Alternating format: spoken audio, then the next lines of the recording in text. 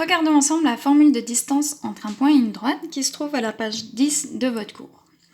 Donc, la question est de savoir quelle est la distance entre une droite, donnée sous forme cartésienne de manière générale, et un point P0 qui se trouve en dehors de la droite. Cette distance, on va l'appeler delta. Et la plus courte distance, c'est celle qui est prise perpendiculairement.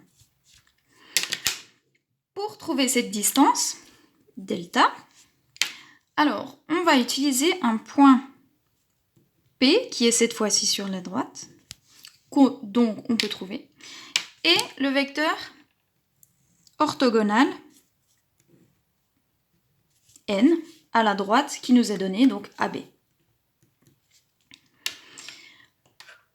On considère encore le vecteur PP0 qui relie nos deux points et l'angle alpha qui se trouve entre N et PP0. Il est donc, dans notre situation, plus petit que 90 degrés.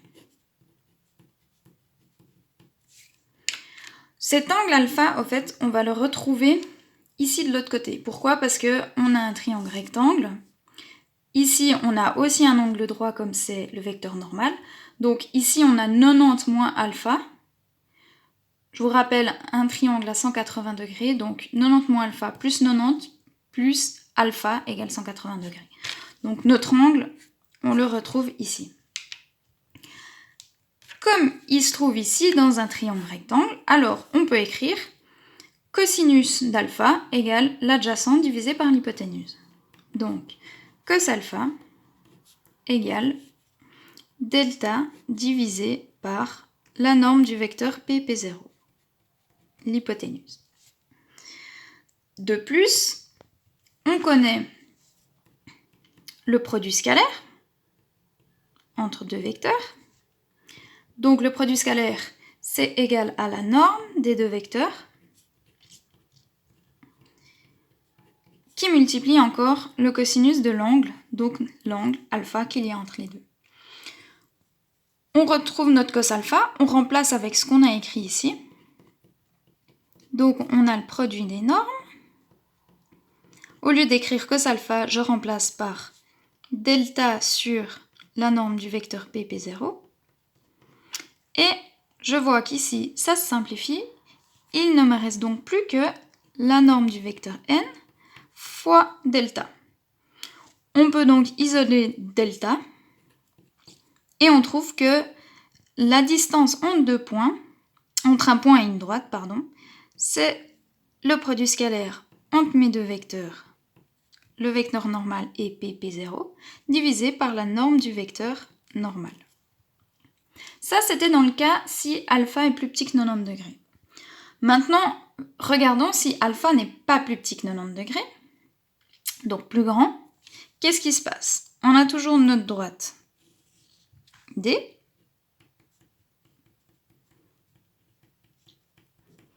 Notre point P0, la distance delta, prise perpendiculairement. Cette fois-ci, par contre, on va dessiner notre vecteur n de l'autre côté pour que l'angle entre P et P0 soit plus grand que 90 degrés. Donc, tout l'angle ici, c'est alpha. Ce qu'on va faire, c'est renommer notre angle qu'on utilise ici alpha prime. Pour qu'on ait la même situation qu'avant, mais avec alpha prime. C'est-à-dire, on a de nouveau la même chose. On peut définir cosinus, mais cette fois-ci d'alpha prime, comme on a changé, de la même manière.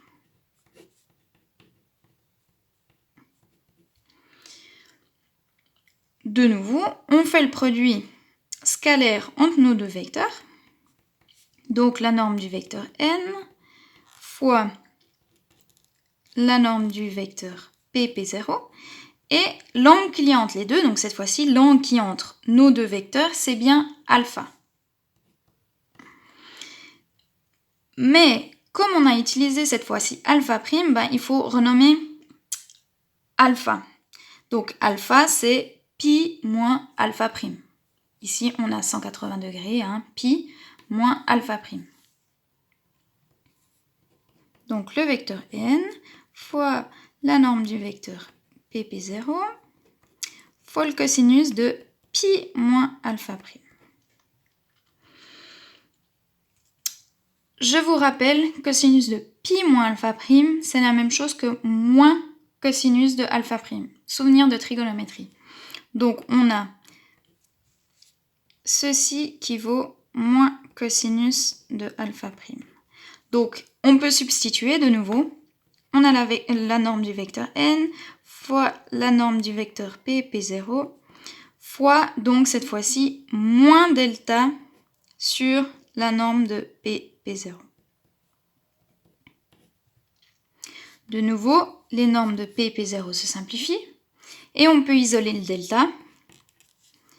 On obtient le produit scalaire entre nos deux vecteurs divisé par la norme de n négative. Donc, on obtient que delta, il a plus ou moins la même forme, qu'importe ce qu'il veut, sauf ce plus ou moins. Mais je vous rappelle que delta, c'est une distance, donc forcément qu'une distance, c'est positif. Ce qu'il nous faut alors, pour qu'il n'y ait pas ce signe négatif qui apparaisse, c'est mettre en valeur absolue. Donc, en résumé, la distance entre un point et une droite, elle s'écrit tout simplement valeur absolue du produit scalaire entre nos deux vecteurs divisé par la norme du vecteur normal. Et c'est notre formule pour trouver la distance entre un point et une droite.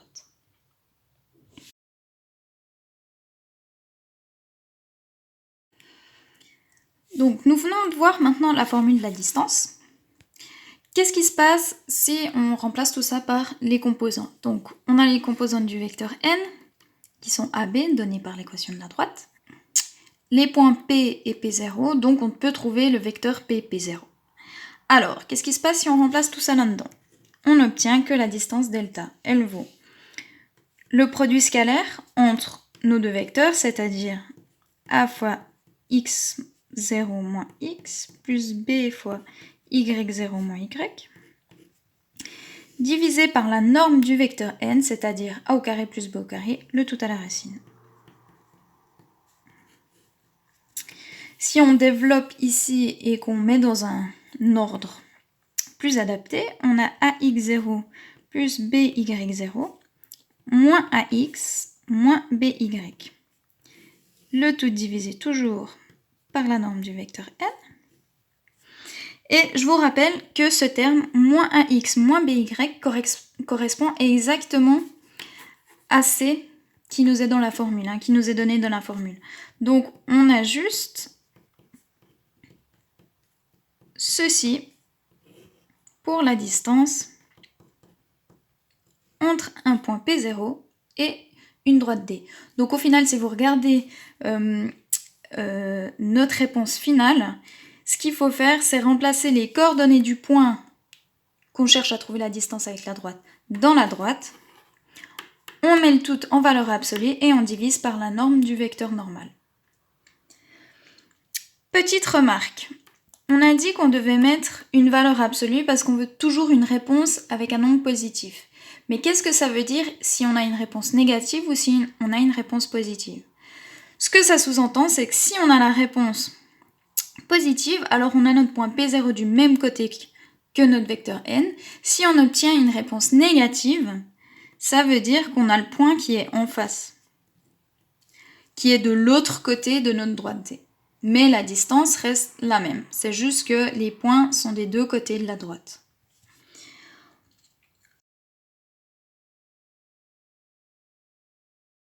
On va regarder tout ça avec un petit exemple.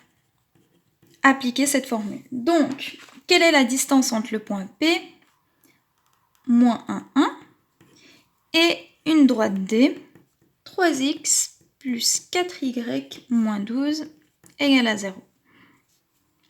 Alors, on cherche donc la distance entre P et D, c'est-à-dire on utilise notre formule, donc je remplace mon point P ici dedans, 3 fois moins 1 plus 4 fois 1 moins 12, et je divise par la norme du vecteur, donc 3 au carré plus 4 au carré, le tout à la racine. Si je calcule moins 3 plus 4 moins 12, on obtient moins 11, toujours en valeur absolue, et 3 au carré plus 4 au carré à la racine, on obtient 5. Donc, ici, comme c'est en valeur absolue, on obtient un nombre positif,